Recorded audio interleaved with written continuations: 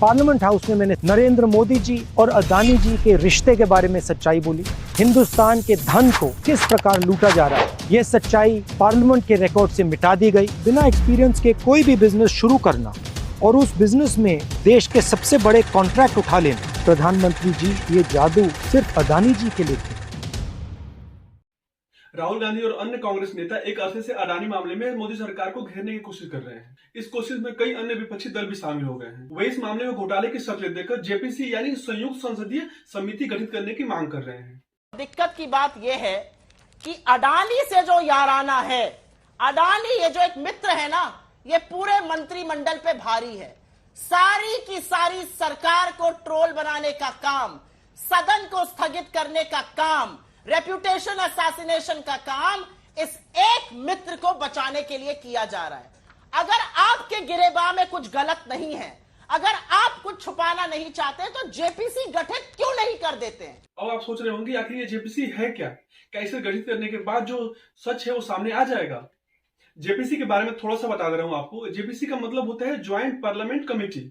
जब कोई बड़ा कांड होता है तो लोग सीबीआई की मुंह देखने लगते हैं। जैसे उन्नाव रेप केस में बीजेपी विधायक जो कुलदीप सिंह सेंगर थे, उनके खिलाफ सीबीआई की मांग करने लगे थे लोग। उसी तरह विजय माल्या का केस हो गया, या फिर अगस्ता वेस्टलैंड का केस हो गया। ऐसे ही जब बड़े मसले पर बवाल होता है और सरकार और विपक्ष एक दूसरे के सामने कमर कस के एक दूसरे को तेवर दिखाने लग जाती है और किसी भी नतीजे पर नहीं पहुंचते हैं, तो ऐसे में जेपीसी की गठित करने की मांग की जाती है। कांग्रेस एक मुहिम चला रही है और यह कुछ ऐसा ही मुहिम है जैसा एक वक्त बोफोर्स मामले को लेकर उस समय विपक्ष ने चलाई थी। लेकिन राजीव गांधी के खिलाफ जो बोफोर्स अभियान था वो इसलिए सफल हो गया था कि इस सौदे में जो दलाली दिया गया था उसका जो रकम था वो बैंक खाते में पाया गया था। और अदानी मामले में राहुल गांधी का जो अभियान है इसलिए सफल नहीं हो पा रहा है क्योंकि उनके पास रिश्वत या जो वित्तीय गड़बड़ी है उसका कोई प्रूफ नहीं है। राहुल गांधी ने लोकसभा में गौतम अदानी को लेकर प्रधानमंत्री पर सीधे सीधे आरोप लगाए। आखिर वह इन आरोपों से संबंधित जो दस्तावेज है उनका जो फोटोकॉपी है संसद में क्यों नहीं पेश कर देते? क्योंकि आपको पता होगा वीपी सिंह ने बोफोर्स मामले में जितने भी दस्तावेज थे उसको 15 नवंबर सन 1988 को संसद में पेश किए थे। उन्होंने जितने भी आरोप राजीव गांधी पर लगाए थे उसका जो दस्तावेज था उसको पेश किए थे संसद में। यहां तक कि उन्होंने वो बैंक खाता का नंबर भी दिया था जिसे बोफोर्स कंपनी द्वारा जो दलाली का पैसा का भुगतान किया गया था। और वह खाता जो इटली का एक दलाल था जिसका नाम था ओत्तोवियो क्वात्रोची, उसका था। स्विस बैंक के लंदन शाखा के उस खाते का जो नंबर था उसका नंबर था 9991TU। बोफोर्स मामले से संबंधित जो आरोप पत्र 1999 में अदालत को दिया गया था उसमें इसी बैंक खाते का जिक्र किया गया था। जब भी किसी घोटाले की बात होती है तो लोग सवाल उठाते हैं कि जो बोफोर्स मामला था उसका क्या हुआ, क्योंकि उसमें भी जेपीसी का गठन किया गया था। बाद में खुद ही लोग जवाब देते हैं कि नहीं, उसका कुछ नहीं हुआ। कांग्रेस के कुछ सलाहकार हैं जो शीर्ष नेतृत्व को यह सलाह दे रहे हैं कि जिस तरह वीपी सिंह ने बोफोर्स मामला उठाकर राजीव गांधी को सत्ता से बाहर कर दिया, उसी तरह राहुल गांधी मोदी को मात देने के लिए अगले लोकसभा चुनाव में अदानी के मुद्दा को उछाले। राहुल गांधी ने ऐसी ही कोशिश पिछले आम चुनाव में राफेल मुद्दा उठाकर भी किया था, लेकिन उनको मुंह की खानी पड़ी थी क्योंकि राफेल मामले में भी वो कोई सबूत नहीं दे सके थे और जो शीर्ष अदालत थी उसके फैसले से भी उनके आरोपों की हवा निकल गई थी। ऐसे में लगता है कि राहुल गांधी और जो कांग्रेस के कर्ता धर्ता है वो पिछली भूल से कोई सबक सीखने को तैयार नहीं है। अडानी मामले में इस समय जेपीसी से जांच कराने की दबाव बनाई जा रही है। अगर आपके गिरेबान में कुछ गलत नहीं है, अगर आप कुछ छुपाना नहीं चाहते तो जेपीसी गठित क्यों नहीं कर देते हैं?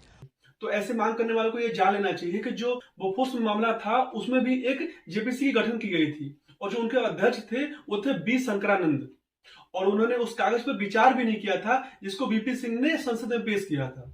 चूंकि आरोप सीधे प्रधानमंत्री के दफ्तर पे, प्रधानमंत्री राजीव गांधी पे लग रहे थे, इस कारण से लोगों का कहना यह था, विपक्षी दलों का, कि सीबीआई जैसी एजेंसियां जो हैं वो जांच ठीक से नहीं करेंगी, इसीलिए एक पार्लियामेंट्री प्रोब होना चाहिए। तो बोफोर्स को लेकर के पहली ज्वाइंट पार्लियामेंट्री कमेटी बनी, लेकिन उसका पहला कदम ही जो था ना वो गड़बड़ा गया, क्योंकि अगर किस जांच होनी है संसद के द्वारा तो जो अध्यक्ष होगा वो विपक्ष का होना चाहिए था। लेकिन उस समय पे कांग्रेस के नेता थे बी शंकरानंद, और बी शंकरानंद साहब जो थे वो उसके अध्यक्ष बना दिए गए। तो जो उस समय डिफेंस मिनिस्टर थे केसी पंत साहब ने लोकसभा में अगस्त 1987 में उन्होंने मोशन मूव किया, वो सेकंड हो गया। राज्यसभा ने भी थोड़े समय बाद उसको एंडोर्स कर दिया, तो जेपीसी का गठन हो गया। धीरे धीरे करके बहुत सारी सिटिंग हुई, करीबन 50 सिटिंग हुई थी बोफोर्स की जो जेपीसी थी। लेकिन उसमें हुआ ये कि जो भी विपक्ष कहता था सरकार के तरफ से जो थे लोग या अध्यक्ष शंकरन जी, वो उसको नकार, और उस नकारात्मक रवैये के कारण ज्यादातर समय पे विपक्ष ने उसका बॉयकॉट किया। फिर करके जब तक रिपोर्ट तैयार हुई और वो पार्लियामेंट में टेबल हुई, तो उस रिपोर्ट पे विपक्ष ने फिर उसको रिजेक्ट कर दिया था पूरी तरह, और वो पार्लियामेंट में आई, लेकिन उसका रिपोर्ट का कोई, जिसे कहे ना कि ना सर ना दुम, वो रिपोर्ट वैसी बन के रह गई। तब आप ही बताइए कि जेपीसी को बोफोर्स मामले में कोई गड़बड़ी कैसे मिलती? जेपीसी में जो सत्ताधारी पार्टी होती है उसका दबदबा रहता है। बोफोर्स मामले में सीबीआई ने 1999 में 25 पेजों का जो आरोप पत्र तैयार किया था, उसमें राजीव गांधी का जो नाम था अभियुक्त के रूप में 20 बार शामिल किया गया था। क्योंकि उसमें राजीव गांधी का निधन हो गया था, इसलिए उनका जो नाम था वो दूसरे कॉलम में लिखा गया था।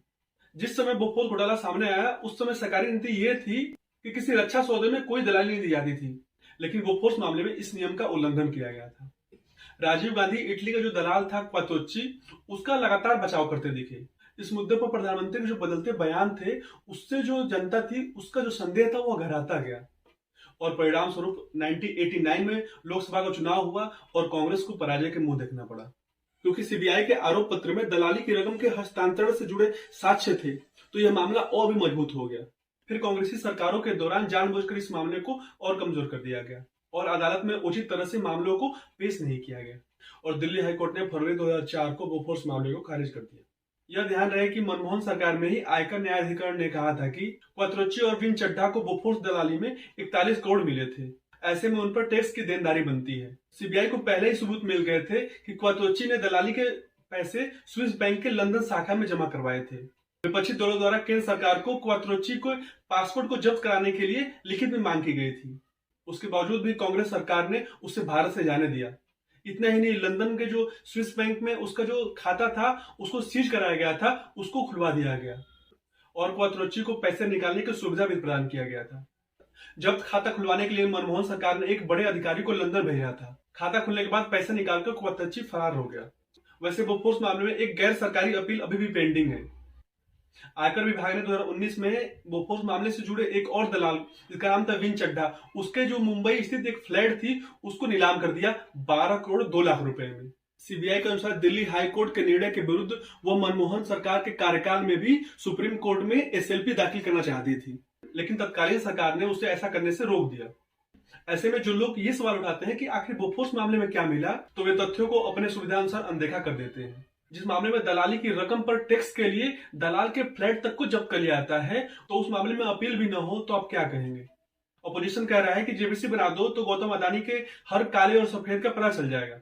विपक्ष को यह लगता है कि जेपीसी बनाने से दूध का दूध और पानी का पानी हो जाएगा। खैर, सरकार जेपीसी गठन करने के लिए मानती है कि नहीं मानती, ये तो समय बताएगा, लेकिन सवाल ये भी उठता है कि क्या जेपीसी बनाने से सब सच बाहर आ जाएगा, या फिर विपक्ष मीडिया में बने रहने के लिए या फिर पीएम को और सरकार को घेरने के लिए जेपीसी की मांग कर रही है? ये भी एक सवाल है। अभी के लिए इतना ही। अगर कोई सुझाव है तो कमेंट बॉक्स में कर सकते हैं। नमस्कार।